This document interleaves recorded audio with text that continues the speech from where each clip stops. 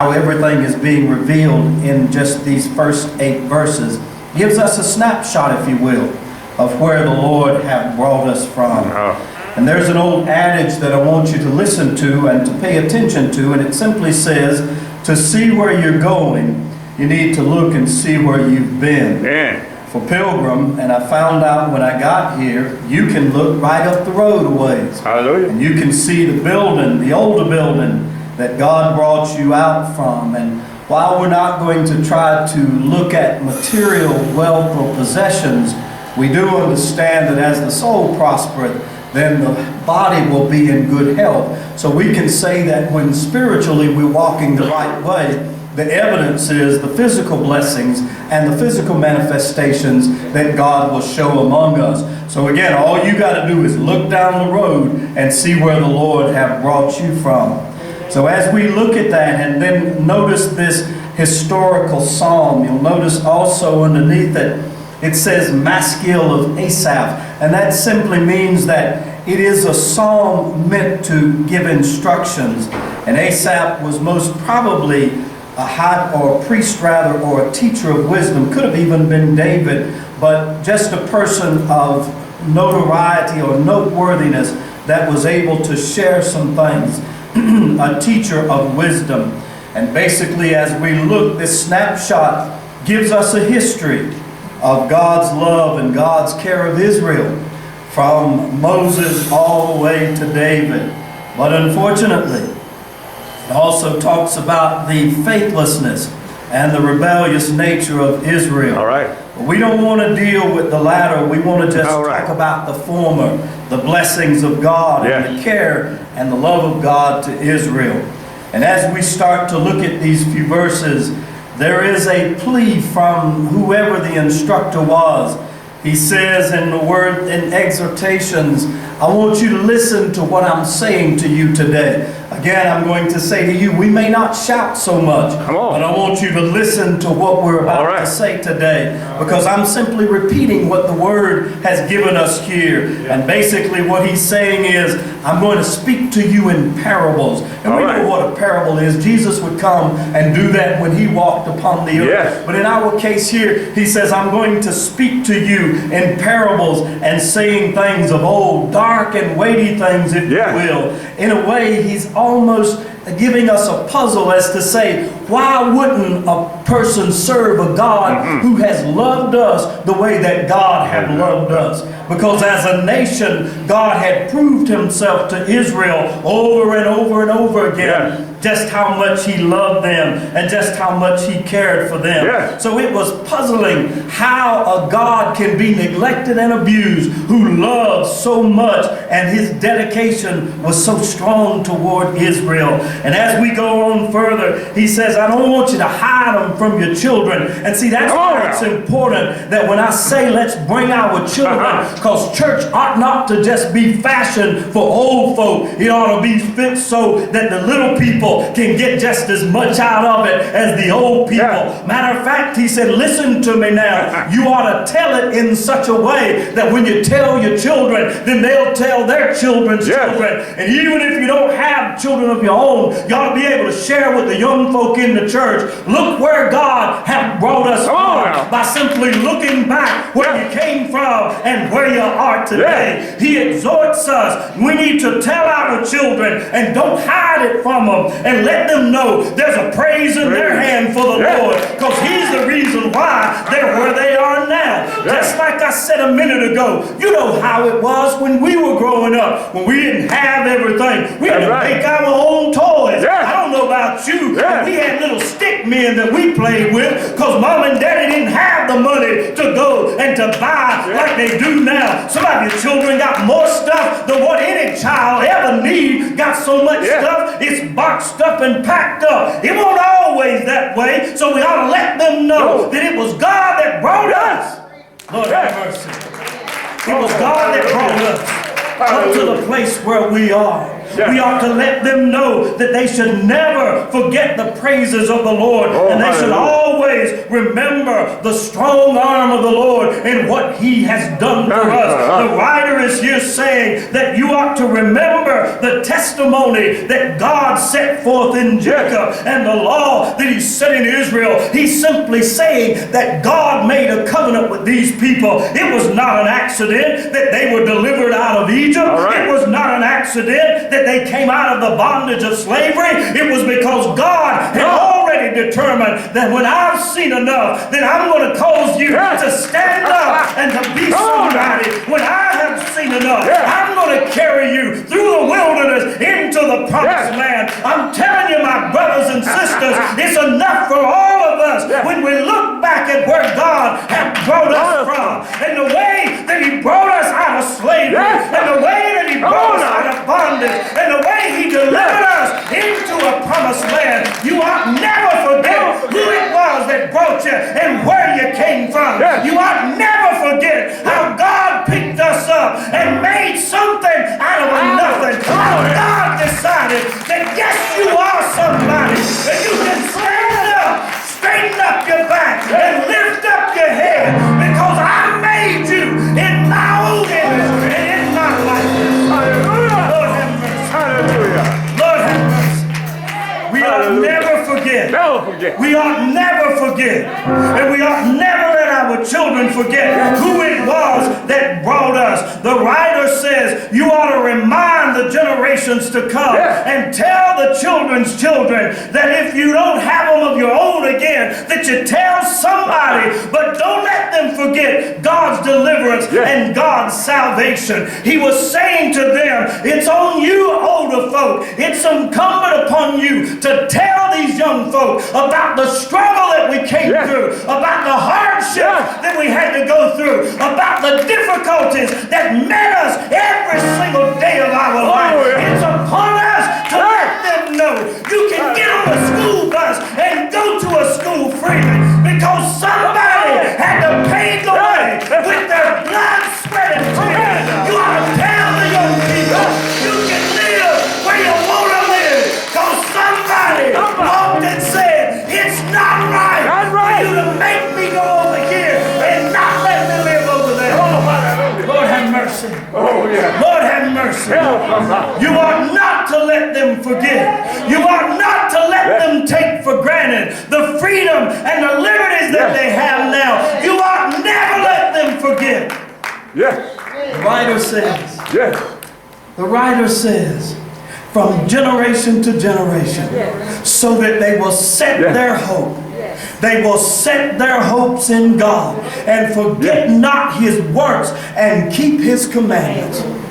Look where the Lord have brought us from. Look where He have brought us from. And then finally that 8th verse says, don't be like your fathers who neglected the love of God, who turned against God when they were out in the wilderness. And then he abruptly stops as it stops there with David. So from Moses all the way to David, he says to them, look where the Lord have brought us from. Now I want you to take just a minute with me and look at us today as a race of people. It was God who was there with us all around Durham and in the surrounding areas. You can go to Greensboro and see where some young men said, we've had enough.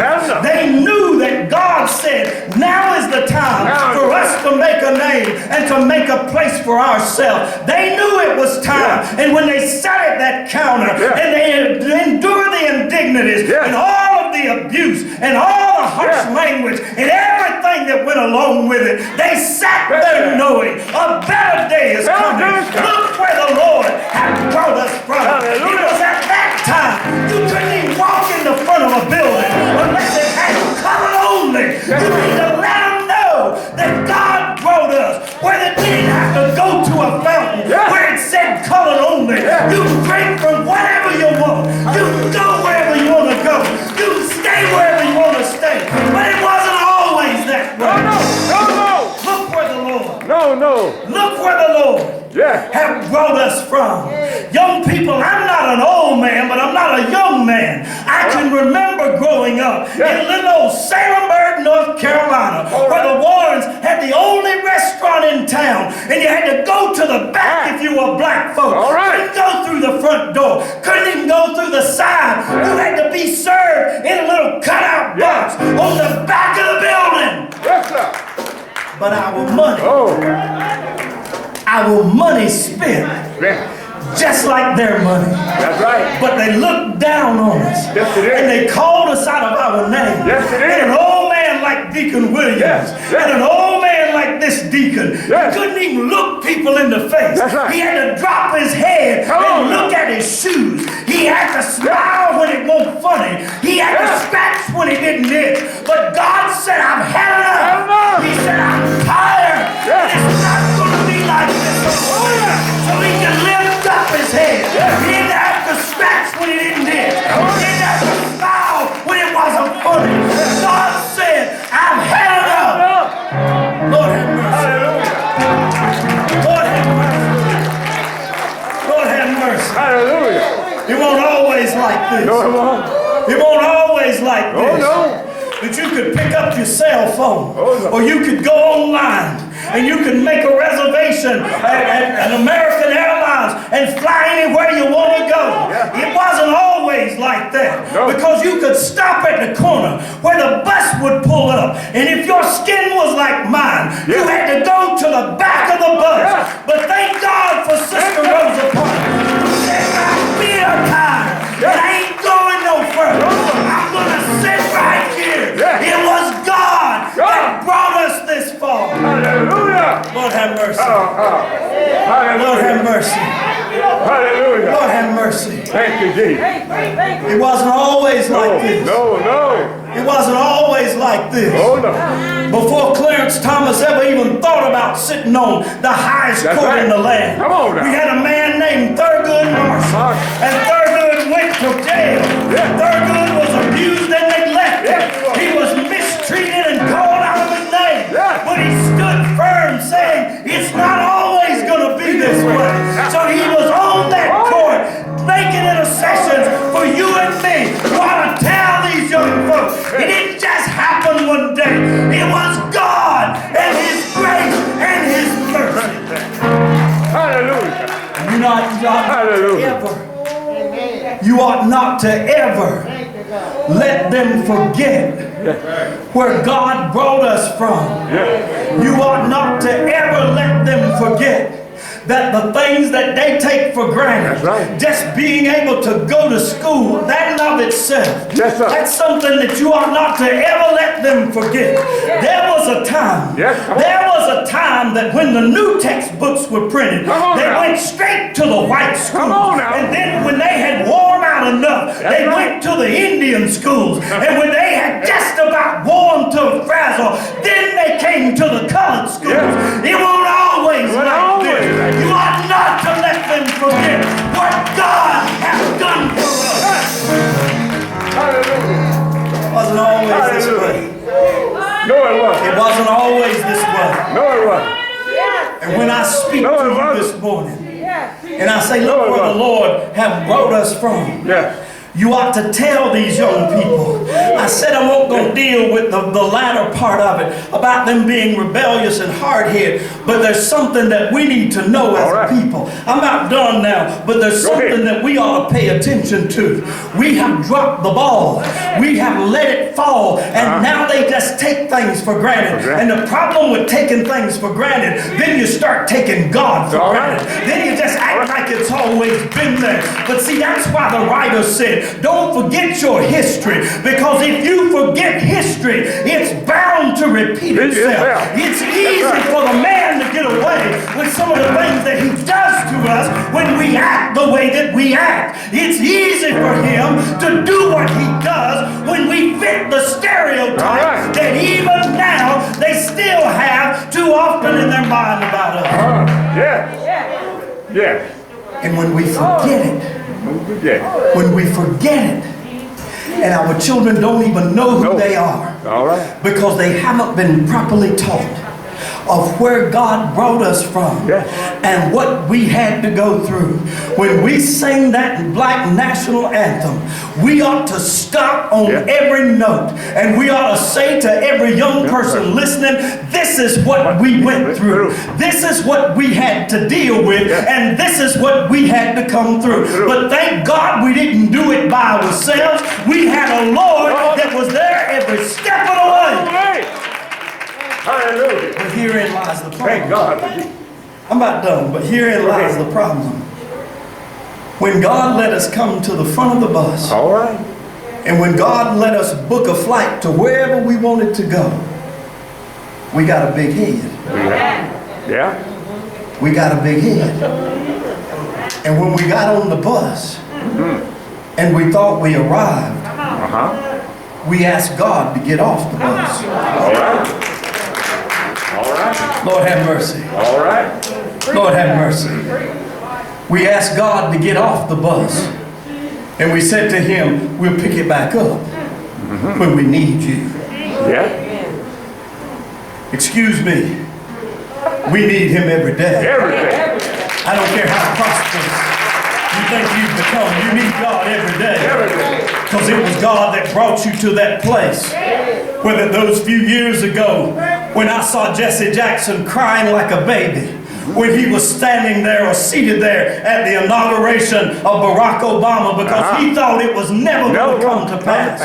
He saw when they shot the dreamer and looked like the dream was dead, but he was crying because he saw you can shoot the dreamer, you can kill the dreamer, but you can't kill the dream. And he sat there watching. God brought us from the outhouse all the way up to the penthouse. He was there.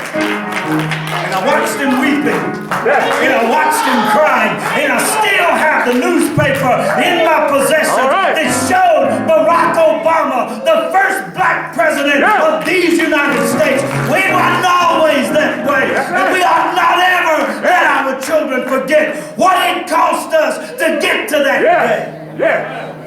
Lord have mercy. Lord have mercy. Hallelujah. Thank But God. we have lost. We have lost. Yes. We lost it. Yes. And let me show you something. If you keep taking 2 steps backward for every step forward we took, Yes. it ain't going to be long before we're going to be right back where we were. Yes. I know this ain't popular, but this city has a reputation for black-on-black crimes like no other little town around us, and Durham is too small. It's too small to have the black folk killing the black folk the way that we do. Now, I told you this before, and I apologized earlier if I do some repetition, but if a white man does something, if a white man shoots a black man, we'll get together and you'll have a mob, and we're going to march and we're going to protest and we're going to do everything under the sun. But tell me why we don't do that when in the black neighborhood, when a black man shoots another black man, we won't raise a finger, we won't lift our voice, we won't say a word. So tell me, if black lives really matter, why don't they matter when it's taken at the hands of another black man? Why don't we be outraged in our community whenever our older people are scared to go out of their house because our people are out there lurking, just waiting to take advantage of them? If black lives really matter, then tell me why. Tell me why. Tell me why. That we treat each other the way that we do. And then we lose our mind when somebody else does something. Don't you understand? Don't you understand that the Ku Klux Klan and every other white supremacist, whatever they call themselves, the ultra-right conservatives, whatever they call themselves, don't you get it? Don't you understand that when we are doing what they would like to do, but don't have to do, because all they need to do is provide us with the stuff to do it to one another, namely put an ABC store on every corner in the black neighborhood, flood it with drugs and all the rest of the mess that goes along with it, turn us against each other, and we do for them, and all they got to do is sit back and watch. All right. All right. You don't believe it? Why? No. Look at the riot in Washington. All right. Because I promise you, had there been just this few of us mixed in that crowd, there would have been blood flowing everywhere. Because if we had ever thought about sending a forth to the White House or to the Senate or whatever, if we ever thought about that, they'd have had a police force out there that would shot us down just like nothing. You don't believe it? As far as God have brought us, Yes. we ought to wake up and have some sense. Have some sense. Because we still know, it's a law for them and it's a law for us. That's right. That's right. And we got to be smarter. Yes. We got to be smarter. For my young black brothers who are listening, look at Barack Obama. All right. I ain't trying to tell you what to do and how to do, but I am telling you this. I'm 60 years old, and I've lived for a little while. And it ain't no Uncle Tom. No. Just cause you get the right size pants. That's right. And then you tuck your shirt tail in them pants. That ain't no Uncle Tom. No. Because you get the right size boots and you string them up and you tie them up instead of walking around with them lapped wide open and the tongue flapping and your britches hanging off your butt. Ain't nobody want to see your nasty underwear. That's right. Ah. So true. And then you think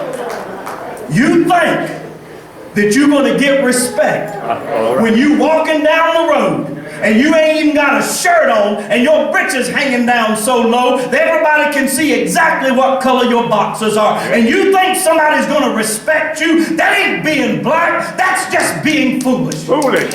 All right. You need to wisen up. Wise up. You need to get smarter. You need to get smarter. Yes. Eventually we'll preach a sermon. And it's borrowed. It's borrowed. Don't let